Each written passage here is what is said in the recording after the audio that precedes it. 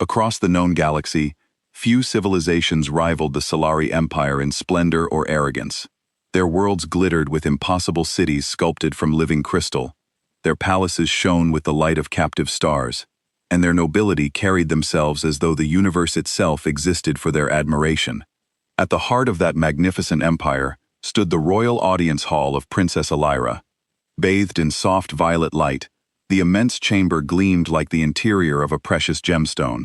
Towering banners woven from shimmering silver fabric drifted gracefully beneath the vaulted ceiling, despite the absence of any visible wind. Ethereal music echoed through the hall, each haunting note hanging in the air like a whispered promise.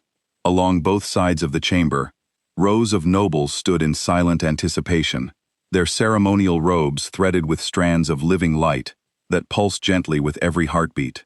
It was a court built to inspire awe, and to remind every visitor exactly how small they were meant to feel. Their gazes were sharp, and their whispers sharper still, and in the middle of this splendid alien hall stood a lone human. Captain Elias Vance wore no robes of glowing silk, no crown, no armor of crystal. He wore the plain Navy uniform of Earth Star Service, dark blue with silver trim, clean but simple. He had no crown, only short brown hair and calm gray eyes. In this hall, among these tall and radiant beings, he looked small, fragile, almost breakable. Yet he did not bow low or tremble. He stood with quiet dignity, his hands folded neatly behind his back, his boots steady on the polished crystal floor. Princess Elra studied him from her throne of purest crystal. She was tall, even for her kind, her form slender yet strong. Her hair, pale as moonlight, spilled over her shoulders like liquid silver, and her eyes gleamed like polished gems. Upon her brow rested a thin crown of silver, its center glowing faintly with a shard of captured starlight. Her beauty was undeniable, but so was her authority. When she spoke, her voice carried across the hall, soft but commanding. "Human," she said, and her tone made the words sound like both a question and a challenge. "You stand before the court of the Solari Empire. We have heard strange reports of your kind, tales of reckless growth, of swarming colonies of endless children. Our scholars say it cannot be true. No species breeds outside its season, yet whispers reach us that yours does." The nobles murmured among themselves, some scoffing, some curious. Ara raised her hand, and they fell silent. Her silver eyes narrowed slightly. "Tell me, Captain of Earth, is it true? Can your kind truly bring forth life at any time?" The hall was silent, waiting for the human's answer. Elias did not flinch. His voice was calm, steady, though there was warmth beneath it. "Your Highness," he said with respect, "it is true. For us, every season is our season." The reaction was immediate. Laughter rippled through the hall, sharp and mocking. Some nobles covered their mouths with jeweled hands. Others leaned toward each other, whispering insults about the foolish, desperate species that dared to lie in front of their princess. To them, the idea was absurd. To the Solari, life was sacred and rare. Their own people could only bear children once in 100 years, and only during a single brief season, when the stars aligned. It was the rhythm of their kind, an unbreakable law of nature. The very thought that these fragile creatures from Earth could ignore such laws seemed impossible. To them, Elias's words were not only foolish, but dangerous, an insult to the order of life itself. But Princess Elra did not laugh. Her face remained still, her gaze fixed firmly on the human standing before her. For a long moment, the only sound in the hall was the faint hum of the musicians. She leaned forward slightly, her eyes narrowing. "Do you expect me to believe," she said slowly, her voice cutting through the silence, "that your people can create children at any time, that you are not bound by the turning of stars, nor by the ancient laws of cycle and season?" Elias met her gaze without fear. His answer was simple, but the words carried weight. "Yes," he said, "any time, any place. Our kind carries that gift. It is not bound by moonlight or by season. It is bound only by choice and by love." The nobles froze. The laughter died. The hall became very quiet. For the Solari, this was not only unthinkable, it was almost blasphemy. A people who could kindle life whenever they wished. It sounded like power far too dangerous to be trusted. Princess Elra sat back against her throne, her silver eyes glowing faintly. Her voice dropped to a whisper, but every soul in the hall heard it. Impossible, she breathed. Yet in her heart, a seed of curiosity had already been planted. The silence in the great Solari hall was heavy, almost suffocating.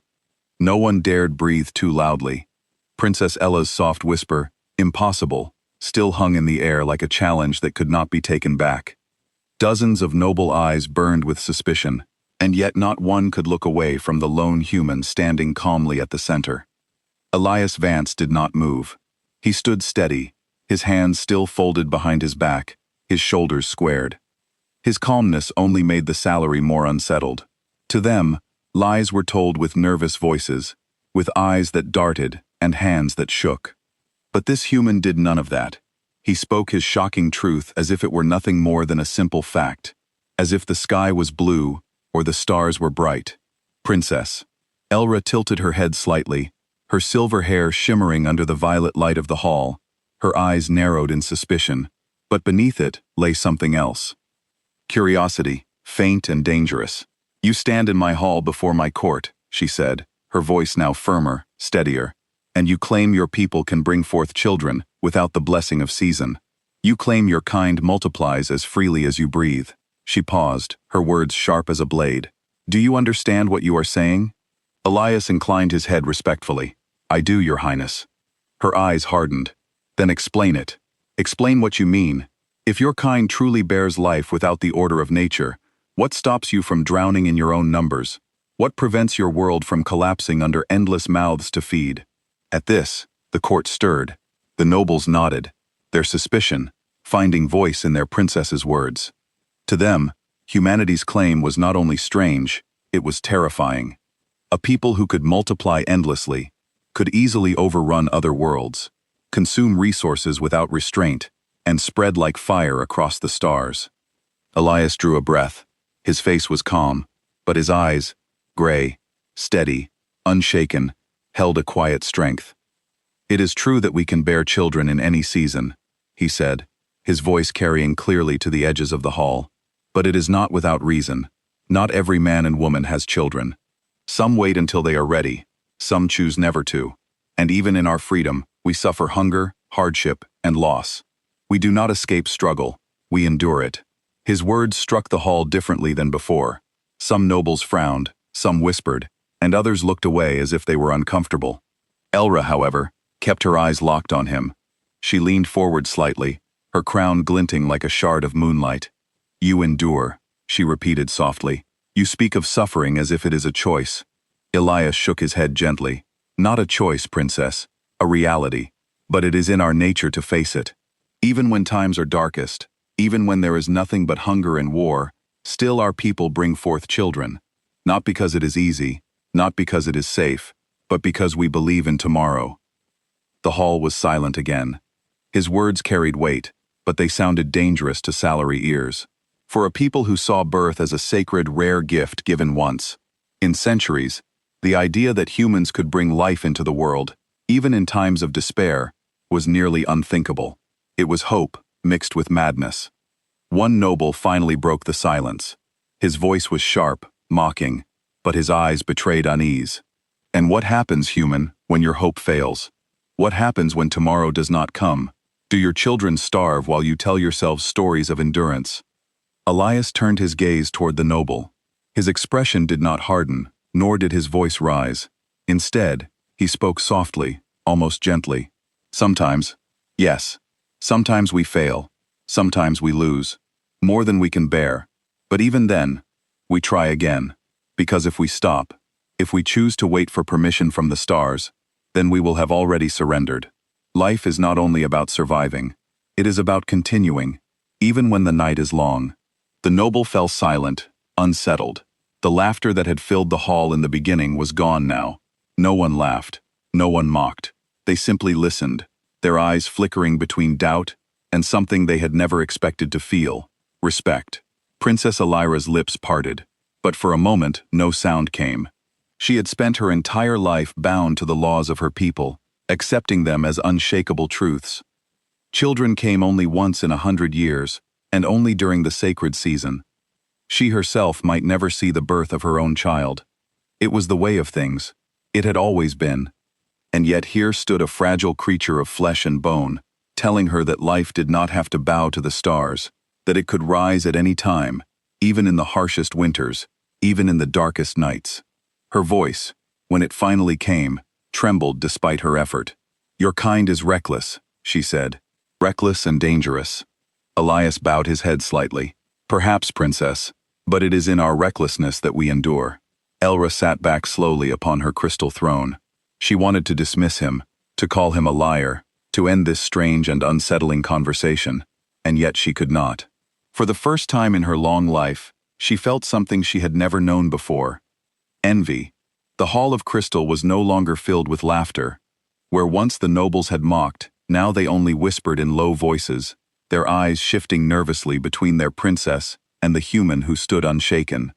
Princess Elra's fingers curled lightly around the armrests of her throne. Her crown glimmered faintly in the violet glow, but her heart felt heavier than before. This human had not only answered her challenge, he had spoken with a quiet fire that unsettled her more than she wanted to admit, and yet the claim remained beyond reason. No matter what words he spoke, no matter what stories he told, the truth of nature could not be changed. Children without season, life without cycle. It was madness. It was impossible. At last she leaned forward, her voice sharp enough to silence even the whispers of her court. "Then prove it," she said. The words struck the air like a stone-shattering glass. Nobles gasped, and a ripple of shock traveled through the hall. To demand proof of such a thing was bold, even scandalous. Life for the Solari was sacred. To ask a stranger to demonstrate the truth of life was to walk on the edge of blasphemy. But Elra did not retreat. She kept her eyes locked on Elias Vance, watching for even the smallest crack in his calm face. "Words are wind, Captain," she continued, her tone colder now. "They vanish as soon as they are spoken. If your kind truly carries such a gift, then show me. Show this court something we cannot deny." The silence that followed was painful. Even the musicians stopped, their strange notes dying in the air. All eyes fell on the human. Elias drew in a slow breath, then exhaled. His face did not betray anger or fear, only thoughtfulness. At last he spoke, his voice quiet but steady. "Your Highness," he said, "you ask for proof of a miracle that takes months to grow, years to cherish. I cannot summon a child into your hall as one might conjure flame from a torch. That is not the way of life. Life takes time. Life takes care." Some nobles scoffed. "Convenient," one muttered. "He hides behind the excuse of time," another sneered. "Perhaps his kind breeds lies more easily than children." A ripple of cruel laughter followed, but it was weak, uncertain, no longer the strong mockery of before. Elra raised her hand, and silence fell again. Her gaze never left Elias. "Then what can you show me, human?" she demanded. "What proof can you place before me now? If you cannot, then all your words are nothing." Elias placed his hand gently over his chest, just above his heart. His voice carried not with volume but with weight. "Then I will show you the reason why." The court frowned in confusion. The princess herself tilted her head, her silver hair glinting in the light. "The reason? Why?" "Yes," Elias said, lowering his hand but keeping his eyes steady on hers. "The reason why we bring forth children even in famine, why we carry new life even in war, why when all hope is lost, we still choose to begin again." He lifted his head, his gaze sweeping across the court. His words were simple, but they echoed in the chamber as if the crystal walls themselves carried them. Because we are not guided by the turning of stars. We are guided by love, by the belief that tomorrow can be brighter than today. That even if we fall, our children may rise. The nobles shifted uneasily. Some looked away as if the human's words struck too close to truths they did not wish to hear. Others glared, trying to cling to their pride, but none could deny the weight of his voice. Princess Era sat very still. The word love lingered in her mind like a note that refused to fade. Her people spoke of duty, of cycle, of fate, but rarely, so rarely did they speak of love. Love was personal, love was fragile, and yet this human spoke of it as though it were the greatest power in the universe. Her voice, when it came, was quieter than before, though no less sharp. "You say much, Captain, but words of love are still words. What is love to the emptiness, of hunger? What is love to the void of space? Love cannot define nature." Elias bowed his head slightly. No, princess. Love does not define nature. Love is nature. It is the force that drives us to continue even when reason says we should stop. That is our proof. Not in this moment, not in a hall of crystal and starlight, but in every child we choose to bring into the world, even when the world tells us not to. The hall was silent once more. No laughter now, no mockery, only silence, and the faint sound of hearts that dared to feel what they had long denied. Ara sat back slowly. She wanted to dismiss him, to end this conversation, to keep her heart wrapped in the armor of tradition. Yet she could not. She had demanded proof. And though he had shown no child, no miracle to touch or see, he had shown her something deeper, the reason why, and against her will. It unsettled her more than any proof of flesh ever could. The violet light in the crystal hall shimmered faintly, as if the walls themselves listened. Princess Erua leaned back in her throne, her hands resting lightly on the carved crystal armrests. Her face was calm, but inside her heart there was turmoil. She had asked for proof, and the human had answered, not with flesh or miracles, but with words that felt heavier than stone. Elias Vance stood in the center of the hall, a single man before a sea of doubtful eyes. His uniform was plain, his form unremarkable compared to the tall and radiant Solari nobles. And yet, when he spoke, the entire hall listened. He took a slow breath, his voice steady, but filled with quiet strength. Perhaps you think, my kind, reckless. Perhaps you think we are dangerous, and in many ways you are right. We grow fast, we spread far, and we carry our burdens with us. But do you know why, princess? Do you know why we never stop? The question hung in the air. No one answered. Even the nobles who had mocked him earlier dared not interrupt. Elias's eyes softened. Because we hope. A ripple of unease traveled through the court. Some nobles frowned. Others exchanged puzzled glances. Hope. The word sounded too simple, too small to explain something so vast as the survival of a species. But Elias did not falter. He stepped forward slightly, his voice rising, not in anger, but in clarity. On Earth, our world, seasons change. Winters come harsh and long, storms destroy, floods drown fields, wars burn our homes. There have been times when our people starved, when our cities fell, when everything told us there was no future. And still, even then, children were born. His words painted images in the minds of those listening. They could almost see it, a small fire burning in the ruins of a city where a mother held her newborn child. A starving village, where against all odds, another family chose to bring forth life. To the Siri, such an act was madness, but to humans, it was something else. Elias placed his hand over his heart again.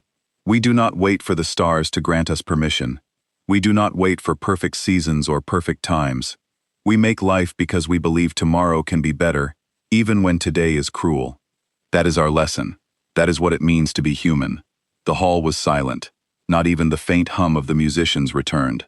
Nobles shifted uncomfortably, as if his words touched a wound they did not know they carried. For them, children were rare, sacred, a treasure born only once in 100 years. The idea of bringing life in the midst of ruin was unthinkable, perhaps even blasphemous. Princess Elra's gaze softened slightly. She had been raised to believe that fate ruled all, that the stars decided when her people could renew themselves. She had accepted it without question, as all Solari did. But now hearing this fragile human speak of endurance and hope, she felt the ground beneath her certainty shake. Still she could not surrender so easily. Her voice, though gentler, still carried steel. You say your kind brings forth life, even in hunger, even in war. But is that not cruelty to bring children into a world filled with pain? Elias looked at her directly, his gray eyes unwavering. It is not cruelty, princess. It is courage. We do not promise our children a world without pain. We promise them the chance to live, to dream, to love. Even if the world is broken, life itself is worth the struggle. A soft gasp escaped one of the younger nobles, though they quickly silenced themselves. Elira's lips pressed into a thin line, his words pierced deeper than she wished, stirring something she had long buried. She thought of her own people, so few children, so rare, so delayed. She thought of her own life, perhaps destined to end without ever holding a child of her own. She had told herself it did not matter, that duty was enough. Yet here was a man telling her that his kind chose life again and again. Not because it was easy, but because it was hard. Because they had faith in tomorrow. For a moment, Elra felt something unfamiliar burn in her chest. Not anger, not suspicion, something else. Something dangerously close to longing. Her voice, when it returned, was quieter. Hope, she whispered almost to herself. You speak of it as though it is stronger than hunger, stronger than death. Elias nodded once. It is because hunger ends when the stomach is filled, and death ends when life is gone, but hope continues. It carries us forward. It gives us the strength to endure what should break us. The words lingered in the air like a sacred chant. The nobles did not laugh now. They did not sneer. Some looked unsettled, some thoughtful, and a few looked moved. Princess Elra sat back slowly, her silver eyes never leaving the human. For the first time in her long reign, she did not know whether to fear or to admire the words she had heard. They were dangerous words, but they were also beautiful. And in the quiet corners of her heart, the princess realized that this fragile human had given her something she had never dared imagine before. A lesson not of the stars, a lesson of the heart. The crystal hall felt heavier than before, as if the very air was thick with the weight of what had been spoken. Princess Elra sat upon her throne, her silver crown glowing faintly, her eyes fixed on the human before her. The nobles stood silently now, no longer laughing, no longer mocking. They were waiting for her answer, for her judgment, for the next word that would decide whether this strange human's claims would be accepted or crushed. But's heart was restless. Elias Vance had spoken of hope, of courage, of bringing life into the world even when the world was cruel. His words still echoed inside her, and though she wanted to dismiss them, she could not. They clung to her thoughts like thorns, pricking at her certainty. Her lips parted at last, her voice soft, but trembling with unspoken weight. Hope alone cannot shape life, she said. Our kind suffers long centuries waiting for children. We wait for the sacred season for the stars to align. We wait because we must. And you claim your kind brings forth life as easily as breathing, as recklessly as fire spreading in dry grass.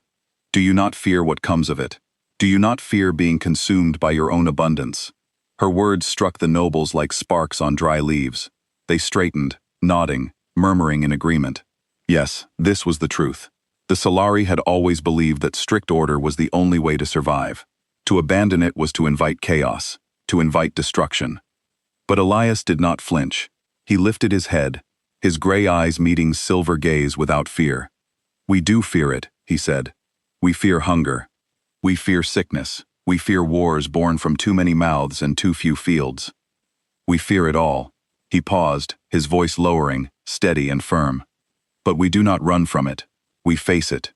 We work. We fight. We build. We fail. And still we try again. Because life is not given to us by the stars, Princess. It is carried in our hands, in our choices, in the love we give to our children. That is what makes us human. We do not wait for permission to love. We do not wait for permission to hope. The hall was silent. His words rang too true, too raw to be dismissed as simple boasting. The Solari nobles looked at one another uneasily, as if something deep inside them had been unsettled. Princess Ira sat very still. On her face the mask of calm royalty remained, but inside her heart was trembling. She had lived her entire life under rules carved by tradition and bound by the stars. She had never questioned them. Children were rare because the stars said so. Families were small because fate demanded it. That was how it had always been. Yet this man dared to speak of choice, of defying fate, of taking life in his own fragile hands and carrying it forward through storms and fire. Reckless, dangerous, and yet beautiful. Her throat tightened, but she forced her voice steady. You speak as though choice is greater than law, as though your will is stronger than the stars themselves. Elias's answer was quiet, but every syllable struck like a bell. Sometimes it is. The nobles gasped. Some glared, scandalized. To speak of defying the stars was nearly sacrilege, but Elias did not waver. He stood steady, his simple uniform, plain against the glittering robes of the salary, his fragile human body looking so small beneath the towering crystal walls. And yet in that moment, he seemed taller than them all. Elra's breath caught. She felt something stir within her chest, an ache, a longing, a question she had never dared ask. What if he is right? What if we have spent centuries chained to the stars when we could have chosen more? Her hands clenched against the throne. She wanted to silence him, to declare his words false, to protect her people's pride. But when she opened her mouth, the words that escaped were not the ones she expected. Her voice cracked softly. "And what of you, Captain? What of you who speak so boldly? Would you bring a child into the world, even if it meant suffering, even if tomorrow was darker than today?" The hall leaned forward, every noble breathless. Elias's expression softened. For the first time, his eyes carried not just strength, but tenderness. "Yes, Princess," he said, "because even in the darkest night, there is always the chance of dawn, and that chance is worth everything." Elra's heart trembled.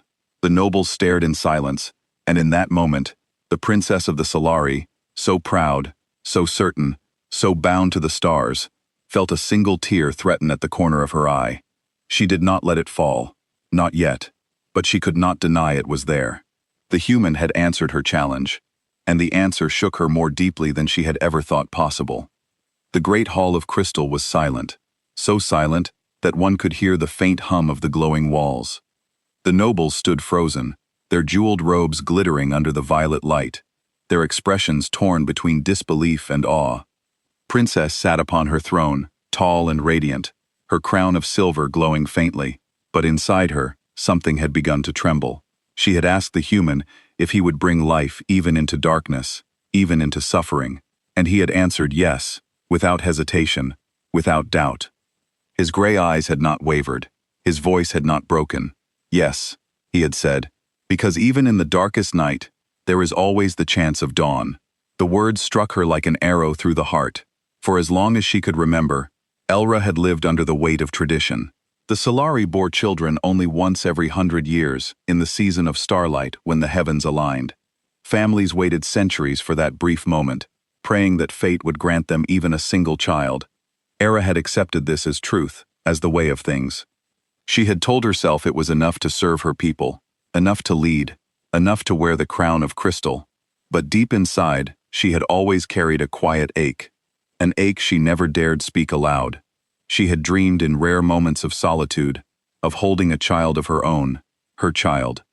She had imagined the sound of a small voice calling her name, the warmth of tiny hands in hers, and each time she had buried the dream, whispering to herself that it was not her place, not her time, not her fate. Now, as she stared at the fragile human before her, that buried dream returned with painful force. Elias Vance was no taller than her shoulder. His frame was lean, his skin soft, his life so short compared to hers, and yet he carried with him a truth that shattered her certainty. He spoke of children not as rare miracles gifted by the stars, but as choices, brave, reckless, beautiful choices. He spoke of love not as weakness, but as strength, and for the first time in her life, Ira wondered if her people had been living in chains of their own making. A soft sound escaped her lips. Before she could stop it, the nobles turned sharply, their eyes widening. A tear.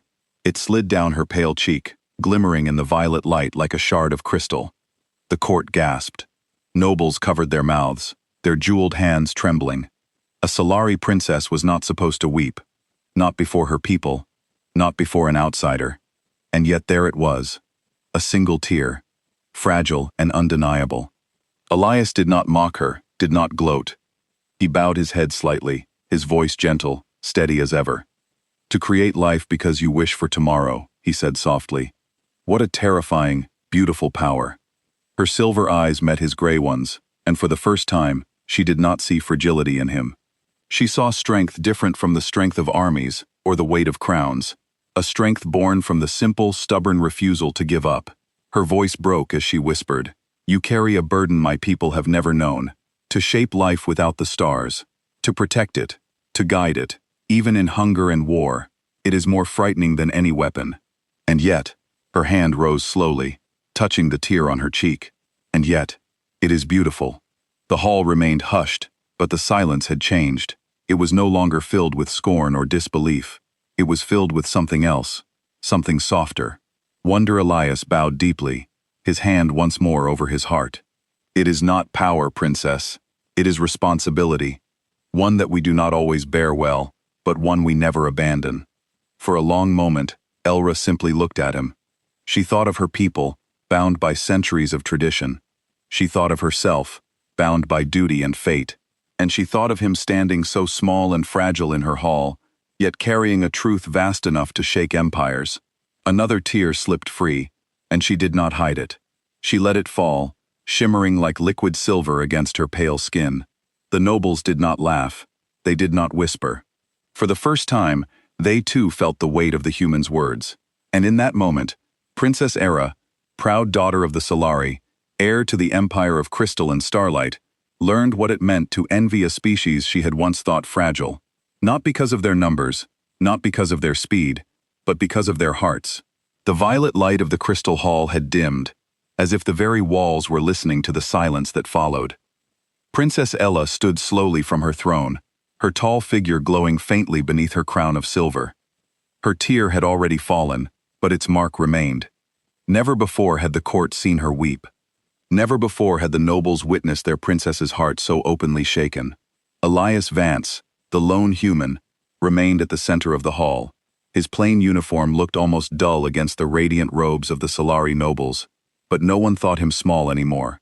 He stood tall, his back straight, his eyes steady. In that moment, he seemed larger than the hall itself. The nobles did not speak. They waited, breathless, for their princess.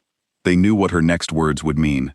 If she rejected him, humanity would be branded as liars, as reckless beasts unworthy of trust. If she accepted him, she would change centuries of belief with a single breath. Elra's heart pounded in her chest. Her entire life, she had been taught to obey the rhythm of the stars, to bow to the seasons of fate. Yet here was a fragile creature who had shown her something greater, something terrifying, something beautiful. Humans did not wait for the stars to allow them life. They carried life within them. They made their own seasons. She took a step forward. Her crystal throne shimmered behind her, but she did not look back. Her eyes stayed locked on Elias. "You have shown me proof enough," she said softly. Gasps echoed through the court. Nobles leaned forward, unable to believe their ears. Eller's voice carried, steady, but filled with emotion. "Not proof of your bodies, not proof of flesh or children born before my eyes, but proof of something deeper, proof of your hearts, of your courage to love in darkness, of your will to hope when all reason says there is none." Her steps were slow but certain as she descended the crystal stairs. Each step rang like a chime of silver. Elias bowed deeply, lowering his gaze, but she lifted her hand. "No, Captain," she said, her voice gentler now. "Do not bow. Stand." He obeyed, lifting his head. Their eyes met, silver and gray, two lights from different worlds. "For centuries," continued, "the Solari have waited for the stars to grant us life. We have bound ourselves in chains of tradition, believing we are powerless before the heavens. But you," her voice trembled, and she let it. "You tell me life is not a gift from the stars. You tell me it is a choice, a burden, a responsibility. And for the first time I believe it." The hall erupted in murmurs, shock, even outrage. But Elra silenced them with a single raised hand. "Listen well," she commanded, her silver eyes sweeping over her court. "This human has spoken a truth we have long forgotten. We thought them fragile, reckless, dangerous, and they are all those things. But in their recklessness lies a strength we cannot deny. They do not wait for destiny. They shape it." Elias's lips curved in the faintest of smiles. His voice, though quiet, reached her clearly. "Hope tends to do that." The princess felt another tear threaten her eye, but this time she did not fight it. She let it fall. A Solari princess weeping before her people was no weakness today. It was a declaration. Slowly, Elra extended her hand toward him. The gesture stunned the court. A princess did not reach down to touch an envoy. Not in public, not in her hall, but she did. Elias hesitated for only a heartbeat before placing his hand lightly against hers. Her voice lowered, but the entire hall heard. "Then let it be written. The humans are not fragile. They are not weak. They are a people who endure, and through them, the stars themselves may change." The nobles bowed their heads, some in respect, others in fear, but none dared speak against her. Elias inclined his head, his expression calm, but his eyes shining faintly with emotion. "Thank you, Princess. Humanity does not seek to rule the stars. only to share them. Elra's heart ached at his words. For so long she had believed her people were alone in their slow, sacred cycle of life. But now she saw a new path, a path lit not by the strict laws of the stars, but by the reckless, dangerous fire of hope. She released his hand slowly, turning back toward her throne. But in her chest, something had changed forever.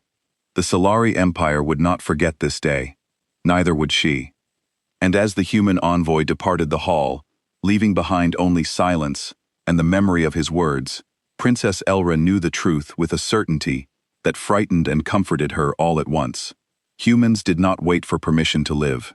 They did not wait for the stars to allow them love. They simply lived. They simply loved. And that above all was their greatest strength.